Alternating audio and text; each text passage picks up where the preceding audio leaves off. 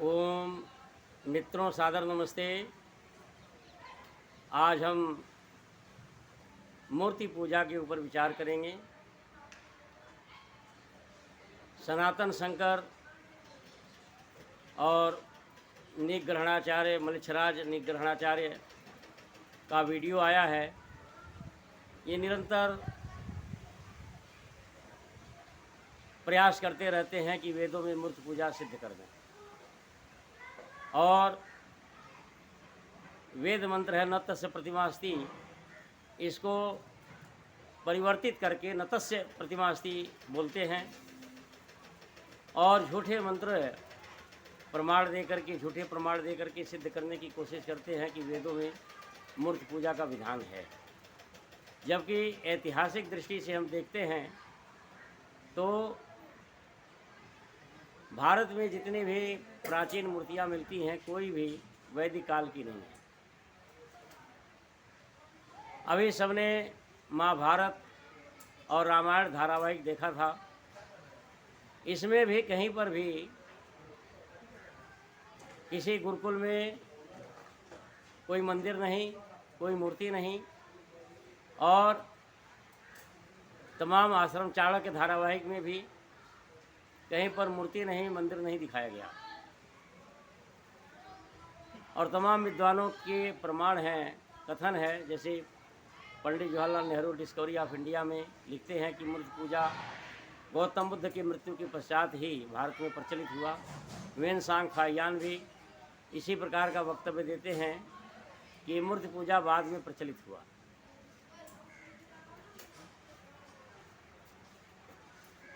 महर्षि दयानंद सरस्वती और आर्य समाज ये ऐसा मानता है कि गौतम बुद्ध और महावीर स्वामी के देहांत के पश्चात बौद्ध और जैन लोग उनके देहांत के पश्चात अब किसकी उपासना करें, किसके पास अपना दुख दर्द बताएं, क्योंकि ईश्वर को मानते नहीं थे।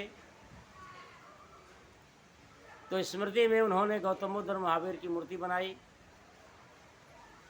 और फिर उस मूर्ति के सामने ही अपना दुख दर्द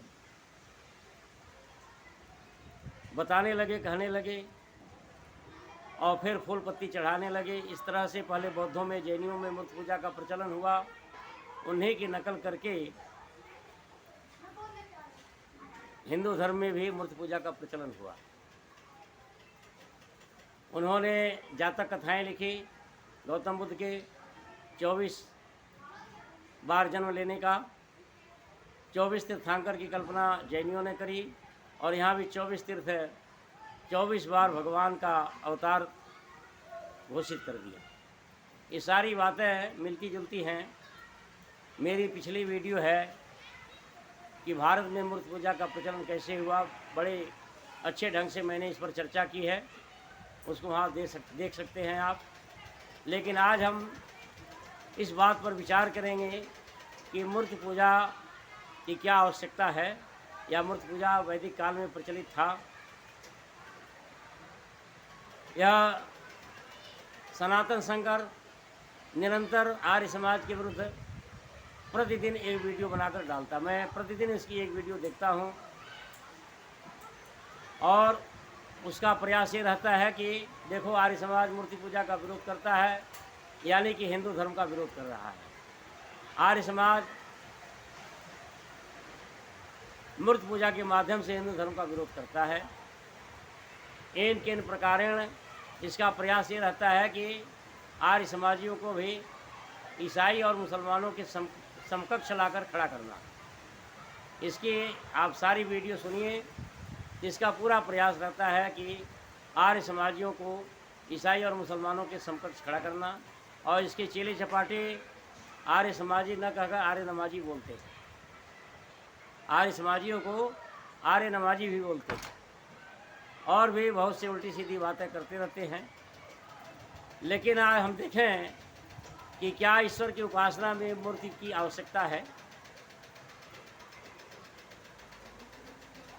उपासना का विधान सबसे प्रमाणिक योग दर्शन है। योग दर्शन प्रारंभ होता है योगश्चित्त वृत्ति निरोधा, और उसके बाद तमाम उपाय बताते हैं कि चित्त की वृत्तियाँ बड़ी बलवान होती हैं और इनको कैसे रोका जाए। तो कहते हैं कि हम मन को जितना ही शांत करते जाएंगे, निर्मल करते जाएंगे, जितना ज़्यादा यम नियमों का पालन करेंगे, उतना ही हमारा हृदय मन पवित्र होता जाएगा और चित्त की वृत्तियाँ शांत होती जाएंगी। और जब चित्त की वृत्तियाँ शांत होंगी तो परमात्मा का साक्षात्कार हो जाएगा। कहीं पर भी देखिए, ये उपासना का ग्रंथ है योग दर्शन, लेकिन कहीं पर भी और जगह बताया भी गया है कि मन को कहाँ एकाग्र करें। तो हृदय पुंडरीके, भ्रकुटी मध्य, नासिकाग्रभागे, मूर्धनि, ऐसे स्थान बताए गए हैं योग दर्शन में भी। और गीता में भी भगवान कृष्ण ने भी कहा है कि मन को भ्रकुटी के मध्य में, मूर्धनि, नासिकाग्रभागे, हृदय पुंडरीके पर जो है मन को एकाग्र करो। कहीं पर भी अगर मूर्ति पूजा शास्त्र सम्मत होता, वैदिक धर्म में होता या हिंदू धर्म में होता, तो निश्चित रूप से इसका विधान योग दर्शन में होता कि मन को एकाग्र कहाँ करें। तो पहले तो ये विधान होता कि मूर्ति बनवाओ या खरीद कर लाओ, किस धातु की, किस पदार्थ की बनाई जाए। फिर उसके बाद प्राण प्रतिष्ठा का विधान होता, किस प्रकार से प्राण प्रतिष्ठा किया जाए। फिर प्राण प्रतिष्ठा कराने के पश्चात फिर ऐसा विधान होता कि इसको इस प्रकार से घर में इस स्थान पर इसको स्थापित करो और इस प्रकार से इसकी पूजा करो कि फूल हो, किस पौधे का फूल हो, कौन से फूल को भगवान ज़्यादा पसंद करते हैं। और भोग हो तो भोग में क्या हो, लड्डू हो कि बतासे हो कि हलवा हो कि खीर हो, कौन सा भोग पसंद करेंगे कि नारियल पसंद करेंगे। ये सब कहीं पर विधान है कि योग दर्शन में किसी पाद में है, किसी सूत्र में है, कहीं संकेत मिलता है, या किसी भी दर्शन में देखा जाए तो कहीं पर ऐसा विधान है दर्शनों में या वेद मंत्र कोई दिखा दे कि ऐसे इस प्रकार से, जिस प्रकार से हम यज्ञ करते हैं, तो साफ साफ शास्त्रों में, गृह सूत्रों में बताया गया है कि यज्ञ पात्र किस माप का हो और किस धातु का हो, किस पदार्थ का हो, या मिट्टी से बनाए तो इस प्रकार से बनाए, इस माप का बनाए, इसकी लंबाई इतनी हो, इसकी चौड़ाई इतनी हो, गहराई इतनी हो, नीचे का तल इतना हो और ऊपर का भाग इतना हो, और शुरुआ जो हो किस धातु की हो, तांबे की हो कि सोने की हो कि लकड़ी की हो, ये सारा विधान है गृह सूत्रों में या मीमांसा दर्शन में, ब्राह्मण ग्रंथों में। जहाँ पर सोमयाग आदि का विधान है, वहाँ पर ये सारा विधान है कि इस प्रकार से यज्ञ करें। और संविधा कैसी हो, सामग्री कैसी हो, ऋतु अनुसार सामग्री हो। देखो, जहाँ पर यज्ञ का विधान है तो शास्त्रों में सारी बातें लिखी हुई हैं, इस ऋतु में इस सामग्री का प्रयोग करें। आहुतियाँ किस प्रकार से दी जाए, जल सेचन कैसे किया जाए, पहले पूरब में दिया जाए कि पश्चिम में दिया, सारा विधान है। छोटी छोटी बातों का भी विधान है। लेकिन मूर्ति पूजा का वेद में या दर्शनों में या उपनिषद में या ब्राह्मण ग्रंथ में या गृह सूत्र में, आश्वलायन में, आपस्तंभ में, कहीं पर भी कोई चर्चा है तो कोई नहीं दिखा सकता सिवाय पुराणों के, सिवाय पौराणिक आधुनिक ग्रंथों के जो 2500 साल के इधर के बने हुए हैं। इन ग्रंथों के अलावा जो प्राचीन ग्रंथ हैं, जिनको आर्ष ग्रंथ कहते हैं, कहीं पर भी नहीं विधान।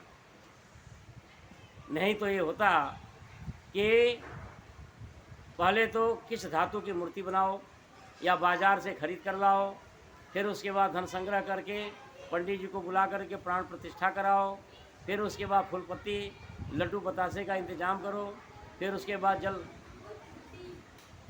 जल से जलाभिषेक करो, इस प्रकार से पूजा करो, फिर उसके बाद बैठ करके ध्यान लगाओ। है कहीं पर विधान? गीता में भी या योग दर्शन में कोई दिखा दे? सिवाय पौराणिक ग्रंथों के आर्ष ग्रंथों में कहीं पर भी विधान नहीं।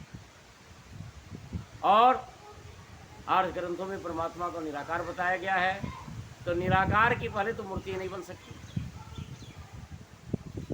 हम या सभी लोग आर्य समाजी भी सनातनी भी बोलते हैं त्वमेव माता च पिता त्वमेव त्वमेव बंधु च सखा त्वमेव विद्या द्रविणम त्वमेव।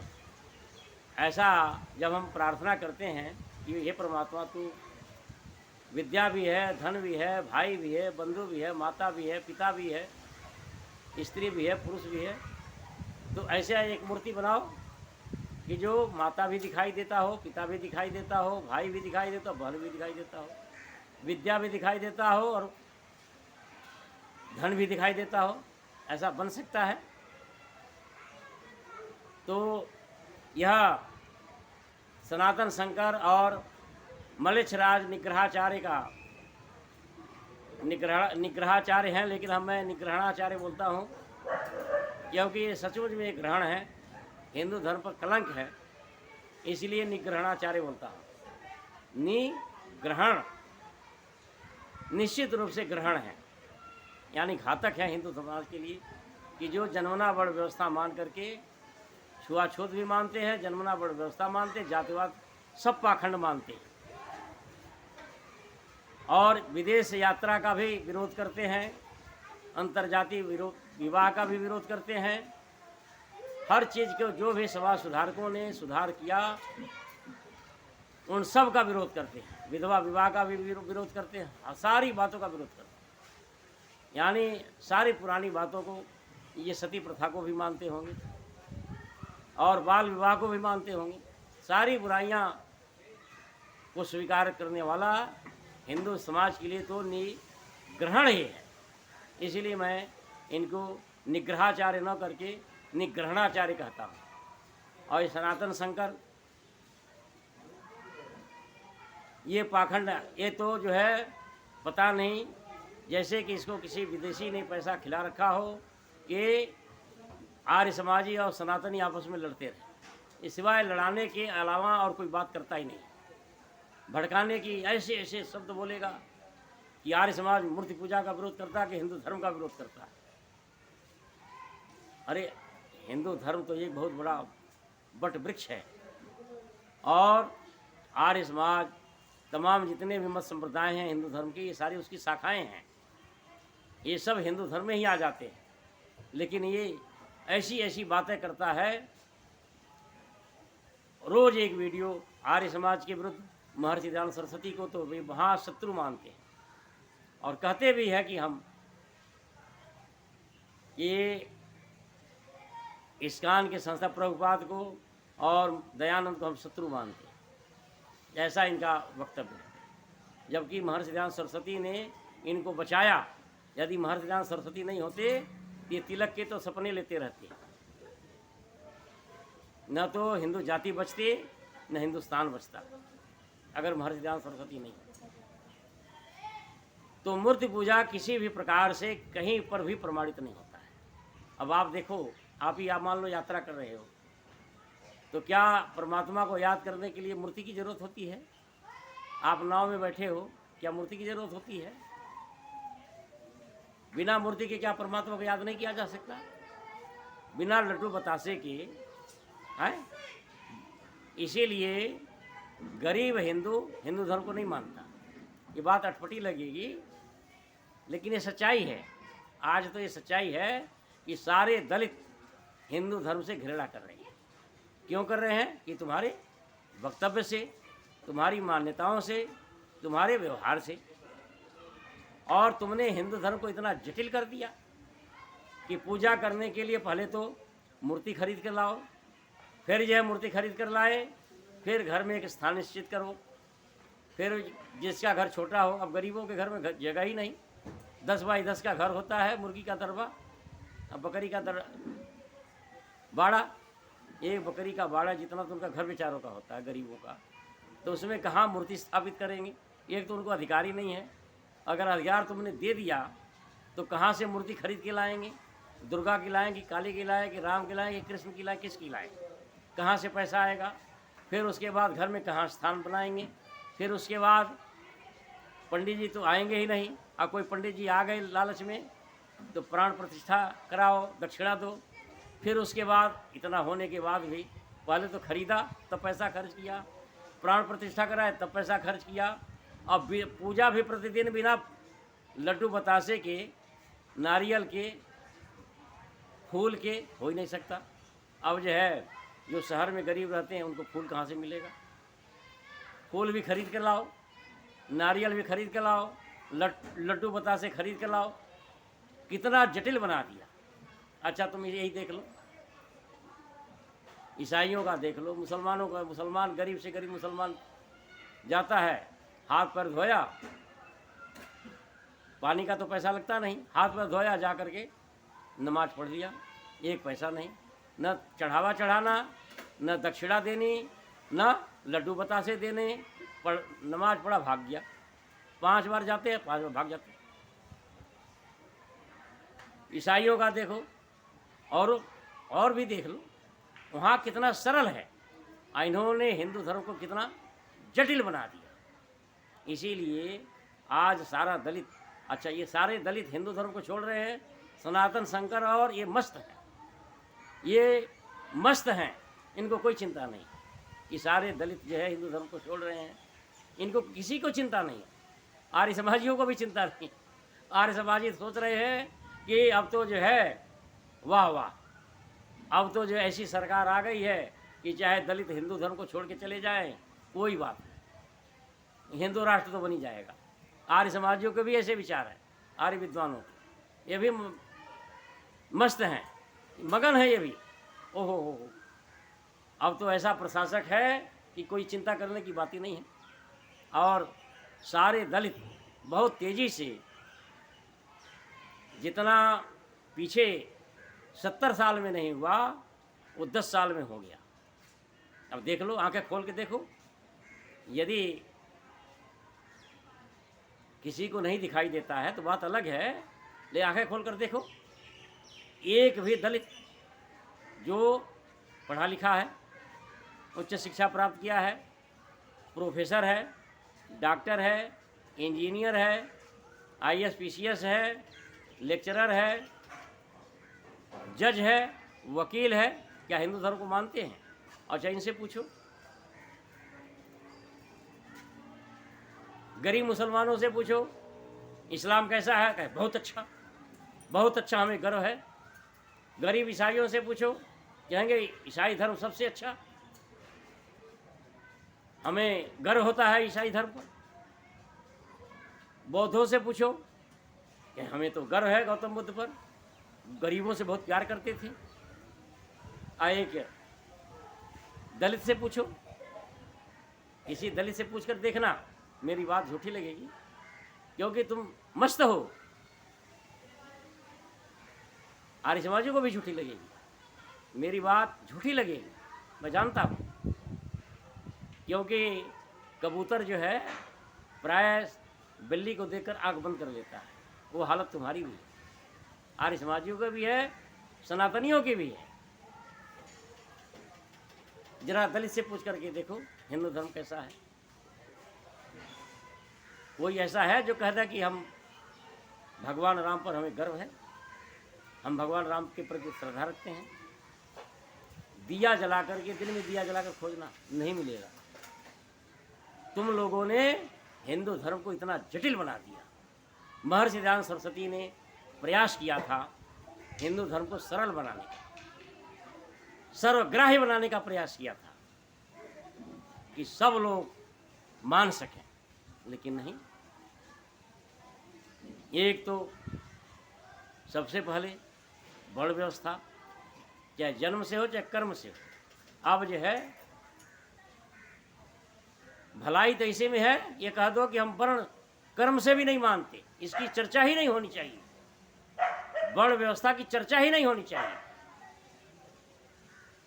जिस प्रकार से ईसाई, मुसलमान और लोग हैं संसार में, सारा संसार बिना वर्ण व्यवस्था का नाम लिए ही कर रहा।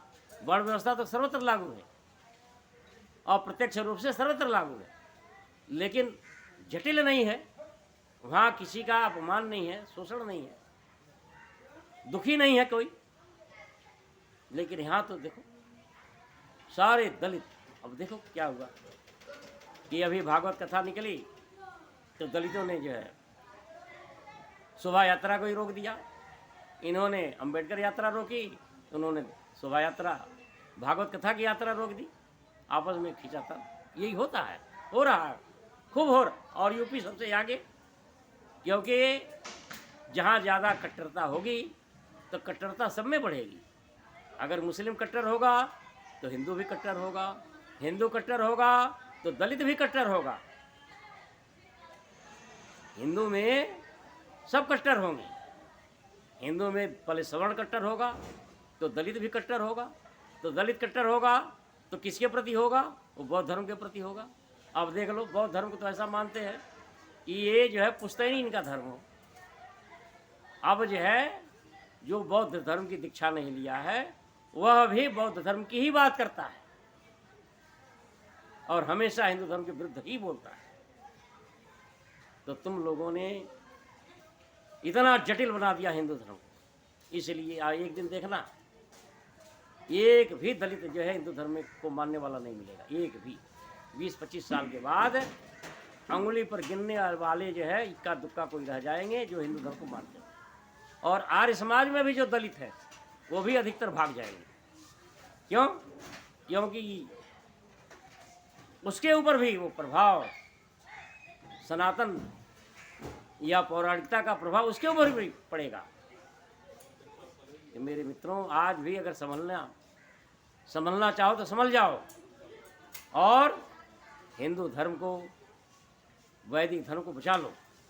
और ये नाश करने पर तुले हुए सनातन शंकर और ये निग्रहणाचार्य महाराज। देखो वेदों में भी वेद का मंत्र है, ये यजुर्वेद 40वां अध्याय। वेद में तो न तस्य प्रतिमा अस्ति, इसको कहते हैं न तस्य प्रतिमा अस्ति। और इस तरह उल्टा सीधा फिर कहते हैं ब्राह्मण वश्य मुखम आसीत बाहुराजन्य। इस मंत्र को प्रस्तुत करते हैं कि देखो कि ब्राह्मण जो है कहाँ से पैदा? मुख से पैदा हुआ।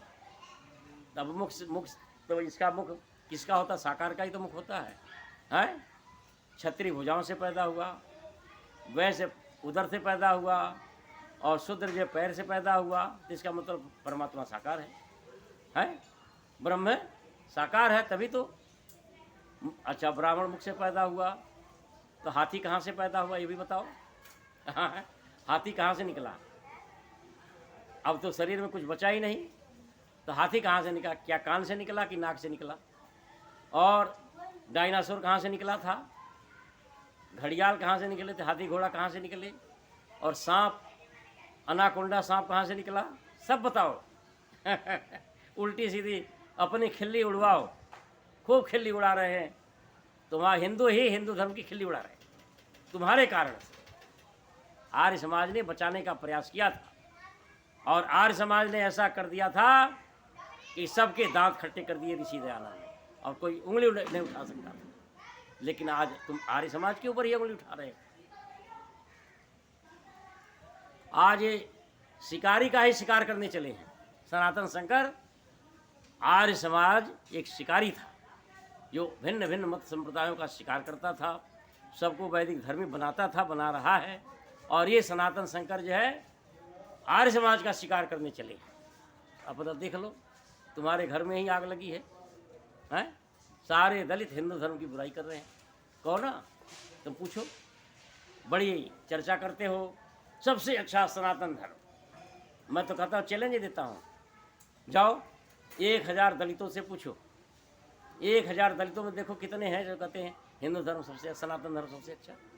एक भी नहीं मिलेगा। 1000 में एक भी नहीं मिलेगा। एकाध कोई मिलेगा लाखों में, तो भी कहीं न कहीं उसका स्वार्थ होगा, तब बोलेगा। ऐसी स्थिति कर दी तुम लोगों ने। कितने शर्म की बात है, लेकिन फिर भी निर्लज्ज हो तुम, तुम्हें शर्म नहीं आती। तो देखो, परमात्मा के निराकार का वर्णन वेद स्वयं करता है।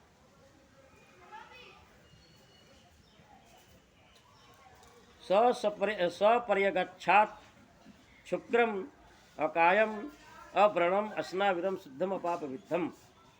कबीर मनीषी प्रभु स्वयंभू। इस तरह से ये मंत्र है कि इसमें साफ साफ कहा है कि वह परमात्मा अव्रणम यानी छिद्र से रहित है, अस्नाविरम नस नाड़ी से रहित है। छिद्र किसके होता है? जंतु के अंदर होता है, प्राणियों में होता है।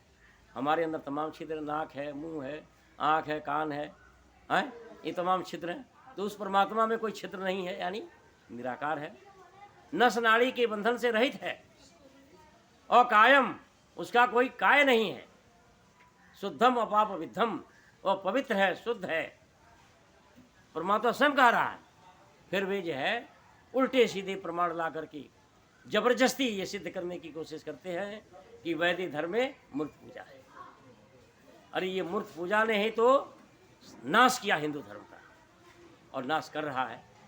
तो मेरे मित्रों, इस प्रकार से सनातन शंकर और ये निग्रहणाचार्य जो आर्य समाज के ऊपर प्रतिदिन आक्षेप लगाते हैं, महर्षि दयानंद सरस्वती जो संसार के सबसे बड़े महापुरुष थे। मैं महर्षि दयानंद सरस्वती को नहीं मानता था, मैं विरोधी था। लेकिन मैंने जब निष्पक्ष होकर के संसार के सारे महापुरुषों के चरित्र को देखा, उनकी योग्यता को देखा, विद्वता को देखा, त्याग तप को देखा, तो मुझे महर्षि दयानंद सरस्वती सबसे अनूठे, सबसे निराले लगे, सबसे बड़े महापुरुष लगे। इसलिए मैं महर्षि दयानंद सरस्वती को स्वीकार किया, अपना गुरु स्वीकार किया, निष्पक्ष होकर के।